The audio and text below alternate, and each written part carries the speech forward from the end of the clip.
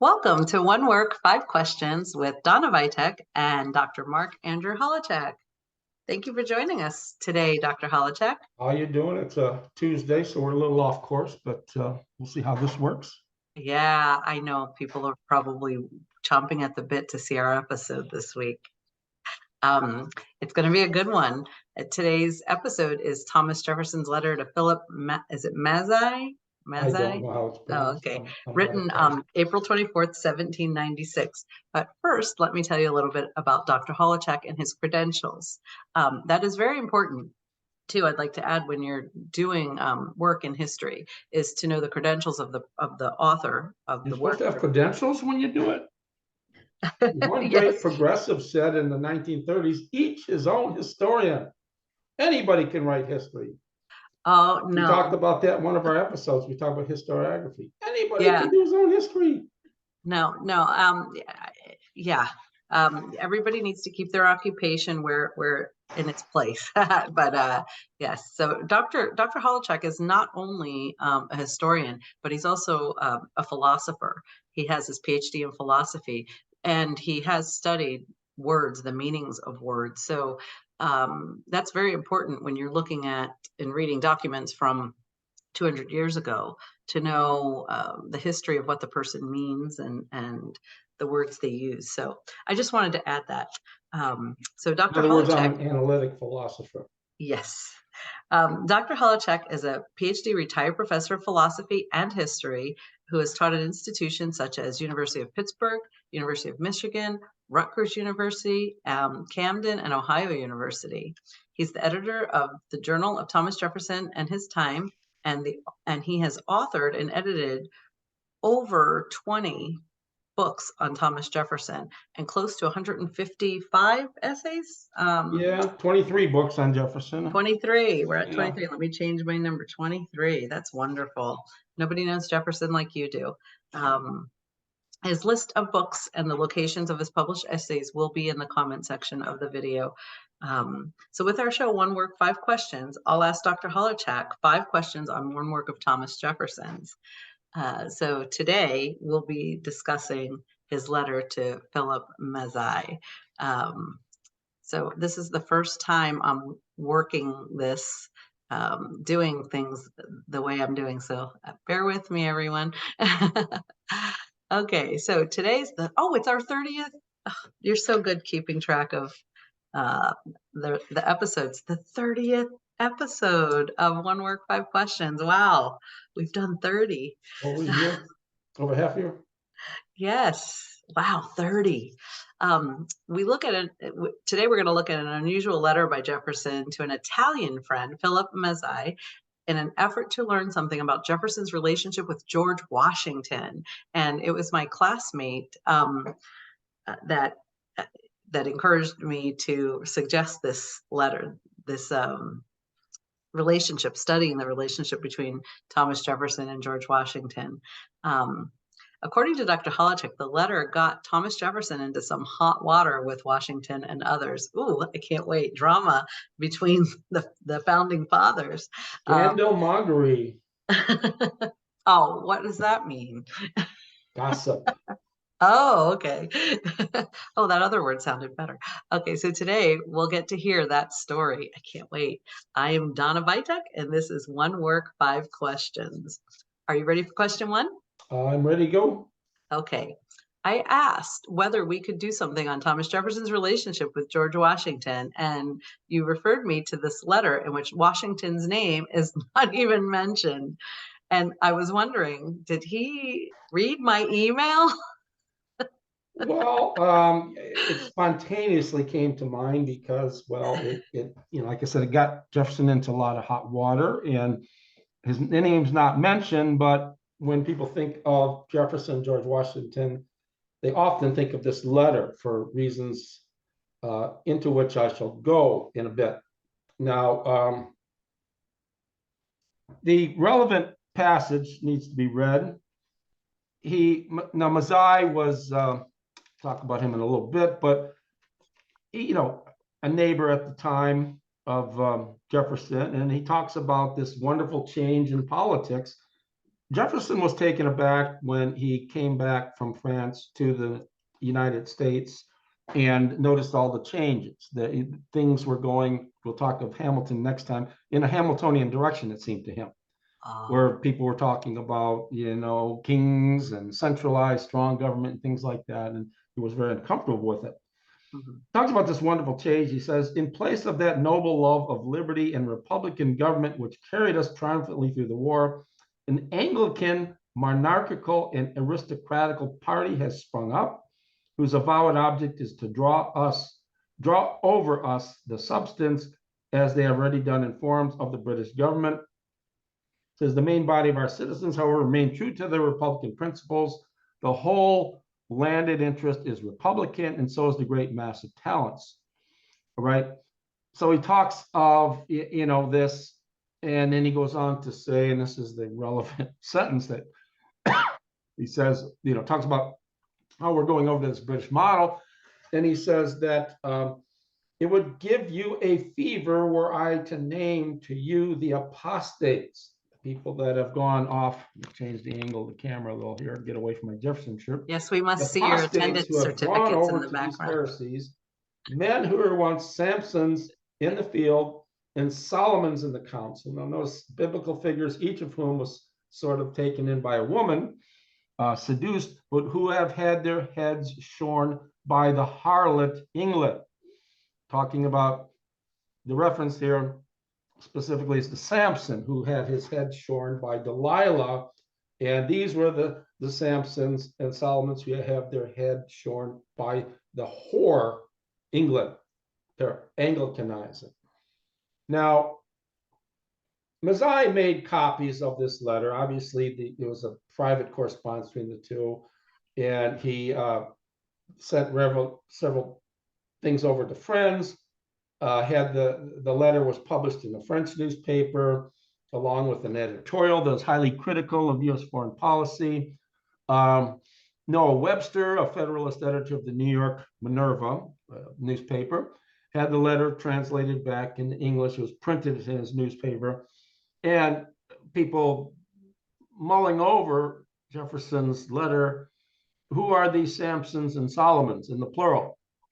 And of course, we're looking at people like Adams, specifically George Washington.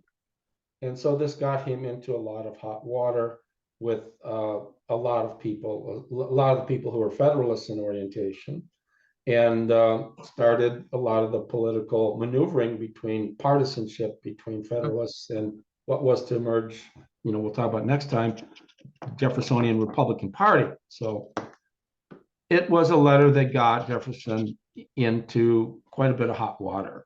And now I can say that, there's more in the letter. What I'd like to do is talk about Jefferson's relationship with Washington here and deviate, just use the letter as a springboard. So I see that your questions are doing that as well. So we're not going to focus on nuts and bolts of this letter, but we're going to use this letter as a springboard to get some clarity on Jefferson's relationship with Washington. Oh, okay. So question number 2, who was Philip Messi? He was an Italian neighbor friend. He came over to Virginia, and Jefferson gave him a plot of land that introduced the land, brought vines into it, and wanted to make a vineyard from that. And they were good friends. He was an American patriot who brought American liberalism back to Europe, specifically Italy, from where he was from. And they were very, very good friends, political allies. And like I said, Mazzei was a friend of the American Revolution. And that, of course, endeared him to Thomas Jefferson. And I don't want to go into the nuts and bolts of his life. We don't need to do that, but that is enough to say. I could add that what I looked at, there are 116 known letters between the two. Wow. Jefferson writing 32 and Mazzei writing the remainder. So they carried on a vigorous correspondence throughout the years, and with Mazzei writing the majority of the letters, and they corresponded on political issues as well as agricultural issues and all sorts of issues. So He was a farmer as well as Jefferson was. So I'm so he was a good confused friend. about how he could do that, though. That was a betrayal to share a private letter and have it published in a. Well, he didn't share it in the United States, he shared it in Europe. And the notion is, was he careless? Was he not thinking? And Jefferson probably didn't say anything about not sharing the letter. It's one of those things that you put your hand on a stove for the first time, you realize, hey, it burned. So Jefferson learned from this, but Jefferson never said anything, to the best of my knowledge, about not sharing the letter. He just thought between the two it'd be common knowledge. And Right. I think Mazzei literally thought that, sharing it among friends in Europe and having it translated what was in French, it's not going to do any damage. Mm-hmm. But it Right. did. There was no internet back then, so it was. I would imagine it was pretty a length of time I when stuff. don't think that there was. Yeah. No internet back then, unfortunately. Okay. So yeah, I guess we have to keep it in perspective, not use presentism to think of that, because if he did that back then, it would be years, could be years, or not even make it to the United States. So Come on, yeah. Fingal. Okay. Oh, and we have I wanted to share a picture of um our. Oh, well, I'll have to share it later. Okay, question number 3. What did Washington think of Jefferson prior to Washington's passing? That's a tough question. I can say that his wife detested Thomas Jefferson. We have evidence of that. Yeah, I read that. She hated Thomas Jefferson. We don't know. I mean, there's some reason to think, because of letters like this and other things, the trouble that Jefferson gave, we'll talk about this next time, trouble that Jefferson gave Washington as part of his administration, you know, gave Washington some pains, but on the other hand, might say that Hamilton, when Jefferson and Hamilton were feuding consistently as both as Secretary of Treasury and Secretary of State, causing Washington considerable pain, but having two highly intelligent men, disagreeing on certain fundamentals of how government should run. We don't really know. What we do know is that certainly Washington thought very superbly highly of Jefferson, so much so that when he's going to be the first president of the United States, he wants Jefferson as his Secretary of State. Now, Jefferson's a perfect candidate. Someone like Benjamin Franklin might have been equally suited, but Franklin is up in years and Jefferson is not. So, and Jefferson has that experience, 5 years in France, to be as international connections and stuff. So Jefferson's highly intelligent. So there's no question that Washington thinks admirably and highly of Jefferson's talents. I think he probably always thought that way going on. There's somebody sitting on my book over there in the background. Oh, that's my lope from my college. Okay, I didn't know what it was. Yeah, it's my from Grand Canyon University. Okay, I hope he has a clean rump while he sits on the book. But anyways, Yeah, but so my guess is he thought very highly of Jefferson, and he was greatly disappointed at times with Jefferson, but that's how things went at the time. Okay. Wow. The fellas had some, well, I guess back then when you're establishing a government, there would be differences and some squabbles, and that's when it was very important to establish our government, what we have today. Question number 4: what did Jefferson think of Washington prior to Jefferson's passing? Yeah, that we can say a lot on. Now, in reading several biographies concerning Jefferson, you get Jefferson, if you look deeper in his words, he hated Washington at the end of his life.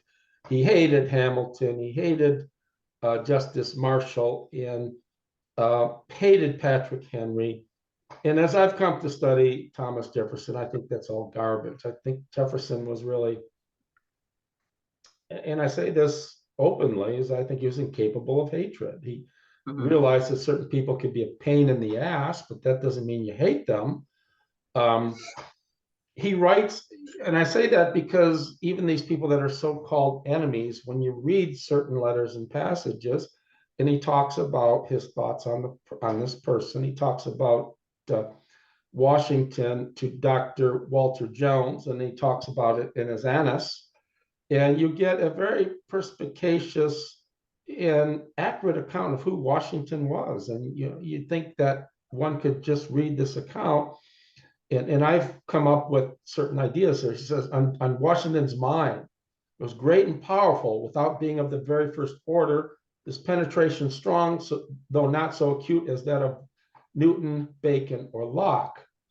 So it's a high compliment there, but putting it in his place. He's not of the first order of genius, but he has a penetrating mind. His judgment was sound, he says, yet Washington was slow and unimaginative. So, I mean, he lacked imagination and he wasn't a quick thinker. When he did make up his mind, his judgments were sure.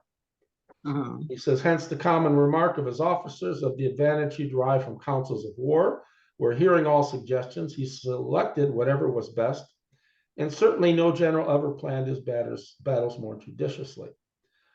Talked about this before. He was slow in making adjustments. If things were going according to plan, Washington was in his element. If there was a certain glitch in the plan, things weren't going to plan, it sort of threw him off. And so he was slow in making adjustments. He adds that he was fearless and loosey-goosey. Loosey-goosey meaning calm, that he was, Jefferson says, he was incapable of fear, meeting personal dangers with the calmest unconcern. Dispassion, right? Disinterest, not uninterest. He was prudent. Prudent meaning having practical wisdom, right? Never acting until every circumstance, every consideration was maturely weighed. So he took all the available evidence, and this is a high compliment to say of George Washington, who lacked Adams and Jefferson's education, is that he welcomed contrary opinions and all the opinions he could from important and smart people before he made his decisions. He had integrity. He says of why his integrity was most pure, his justice the most inflexible I have ever known, no motives of interest or consanguinity, of friendship or hatred being able to bias. So he went into decision making without bias. That's a strong claim to be considered. This is written in 1813 again? Yeah. 1814, right? To say, okay, if Jefferson really hated Washington after Washington passed, he wouldn't be talking about his integrity and his prudence in such a high way. His temper. Now, Jefferson did have a temper, right? It was highly irritable and highly toned. When he lost it, he could lose it at times, right? His liberality, and liberality here relating to how did he deal with money? Okay. And he says he was honorable but exact, liberal in contributions to whatever promised utility, but frowning and unyielding on all visionary prospects and all unworthy calls of his charity. So he used the same sort of discretion and prudence when it came to money, spending his money, making sure that his money would go into worthwhile cause. He was unfortunately rather unaffectionate. In other words, didn't show his emotions, sort of like Jefferson, didn't show his emotions. His deportment, he carried himself with in a stately way. His deportment was easy, erect, and noble. He talks of his horsemanship. He was the best horseman of his age, and the most graceful figure that could be seen on horseback. When there was to be a statue of Jefferson done in France, the Frenchman was going to come over to the United States and do it when he does, and it was going to be an equestrian statue, but they didn't do that. But he was a great horseman, and this is a high compliment from someone like Jefferson, who knew horse flesh quite well. In public, Jefferson says he was clumsy.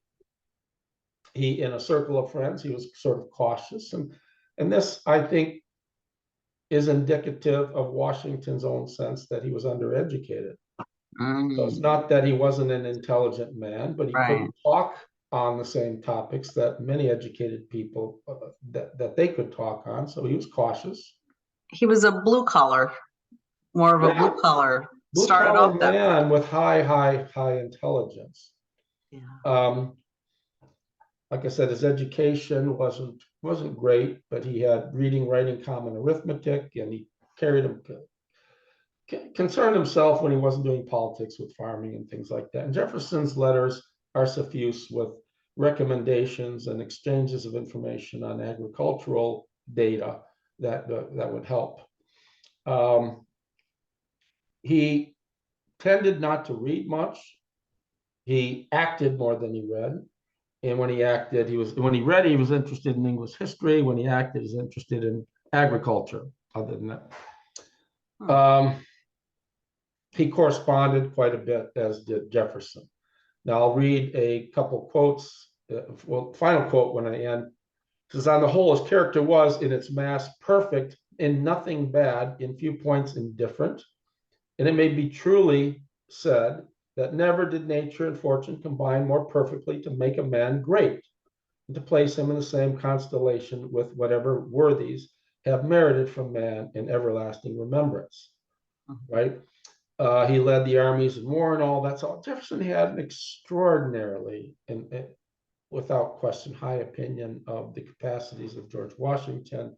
And then the few instances where he mentions, and he does this all the time, even with people, there certainly was a falling out between Jefferson and Washington in their final years, but yet you'd never know it from reading this. This is a very, very concrete, and it seems to me accurate depiction of who Washington was and Jefferson's own feelings. Okay, we had a little rose. Does it come into his, Jefferson is very stoical, always interested in a factual depiction of another person. Does that with Patrick Henry, right? As well as Alexander Hamilton. So he had a high opinion of George Washington, never lost it in my estimation. Okay. Oh, well, that's nice to know. That's nice to know that in the end it was a positive thing between them. Well, I can't speak on behalf of Washington because I don't know Right. enough about Washington. Other Washington scholars might say, Holowchak, you got it wrong, but I don't know of anything from the research I've done where Washington comes out and had lasting hostility, as you know, his wife had lasting hostility towards.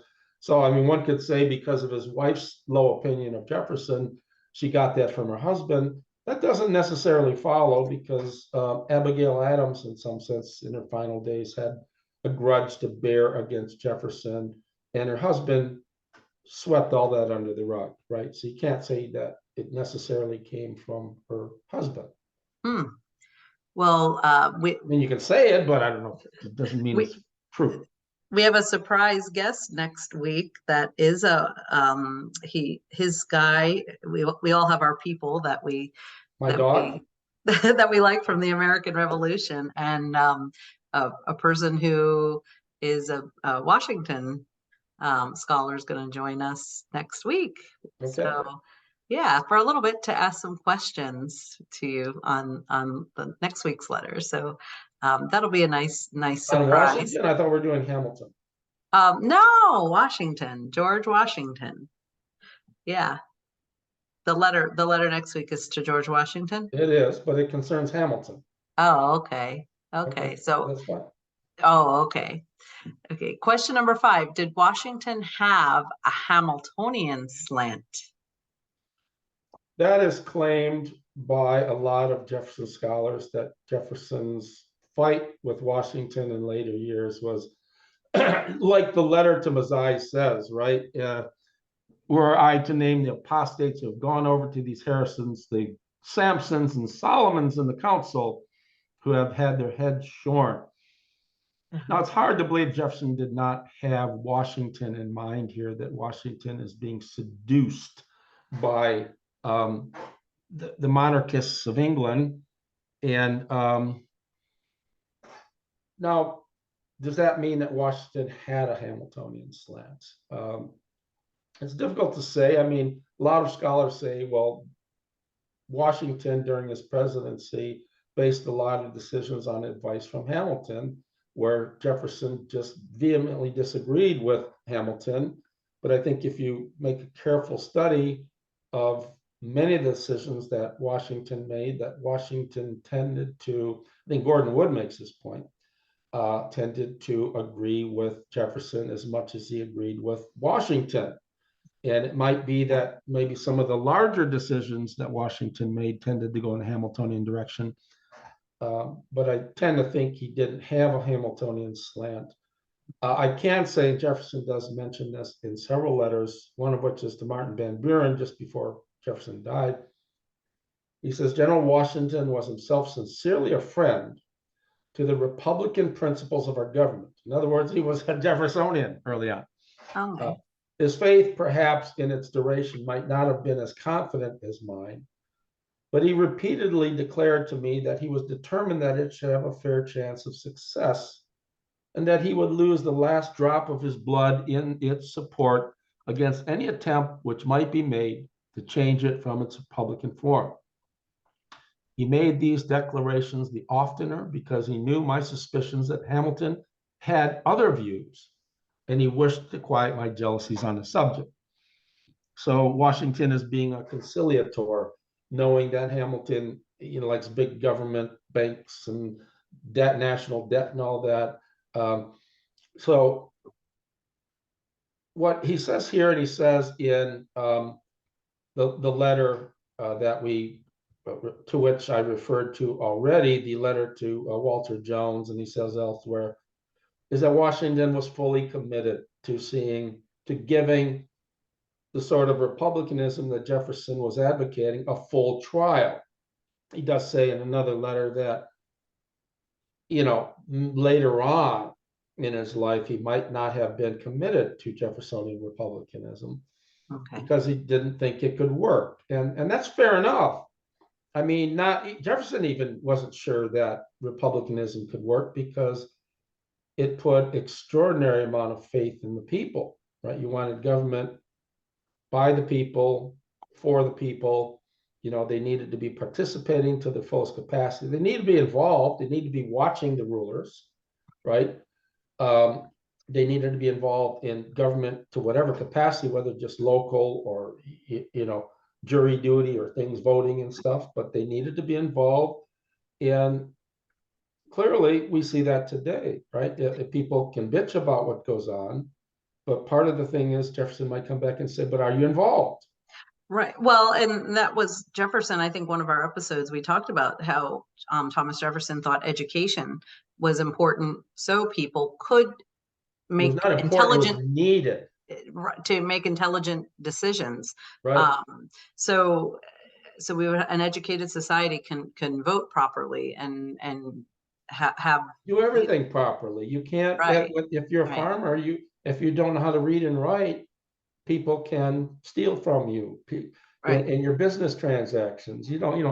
So everything, you have to have a modicum of education, even to be a farmer, and you wanted most people to be farmers. But education to have people running the government from below, not necessarily involved as governors, they had to be educated. He just understood that. So it's a lesson we still, the experiment of Republican government maybe has not played itself out yet today, but we still believe the same thing, that if anything like that makes any sense, people have to be educated. If they want to be educated, and they have to participate. Yeah, and not get their information off TikTok or wherever they get it. But look at the involvement of business in running governmental affairs. A lot of people get frustrated, special interest groups and everything, that they run certain things and they influence how politicians vote. And he certainly had nothing like that in mind. this Right. big business money running things and stuff. Well, we see it going on in sports as well, the betting in sports and everything. And it leads to an element of corruption without doubt. Right. Wow, this was a great episode. I had never thought about the relationship between Thomas Jefferson and George Washington until my classmate was asking questions, and he's really excited to talk to you next week and ask some questions. There's clearly an element. Washington's the older person of hero worship for Jefferson, and I don't think Jefferson could ever lose that.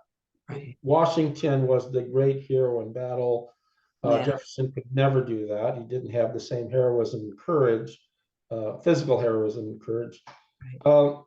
And for whatever he lacked in terms of cerebral matter, Washington was an honest, hardworking person, and just one of those people. Without a Washington, the revolution doesn't succeed. Without Patrick Henry, the revolution, right, doesn't succeed. You need people like that don't think like Thomas Jefferson. There's a hero worship. And I think that's hard to lose because Washington was older. He was such an important figure, revered by everybody. I don't think Jefferson ever lost that, regardless of what other scholars have said about Jefferson hating Washington later in life. I go on record again saying Jefferson wasn't capable of hatred. Right. We're down to about a minute, huh? Yes, we are. Well, I did notice in one of the later letters that we did, Jefferson's tone seemed a little not as it did in his younger years, and probably because he was dying. Older, and the letter was written when he was a few days before his death, so who knows if he was in pain. And it seemed like, did he become a crankier old man as he got older and was ill? Was he? I don't think so. I don't think he was of a cranky disposition. No. He was always a very optimistic person. He had cranky moments, but like anybody, but they were few compared to not as many as Dr. Holowchak has had. No, not I am cranky, Jefferson, but not as many as I do. All right, next week's teaser, so we're running out of time. We're going to do the letter to George Washington, September 9, 1792. Yes. Which concerns the constant feud between Jefferson and Hamilton. And the teaser question I have, we'll try to answer next week. To what extent was that feud the provenance, the genesis, the origin of today's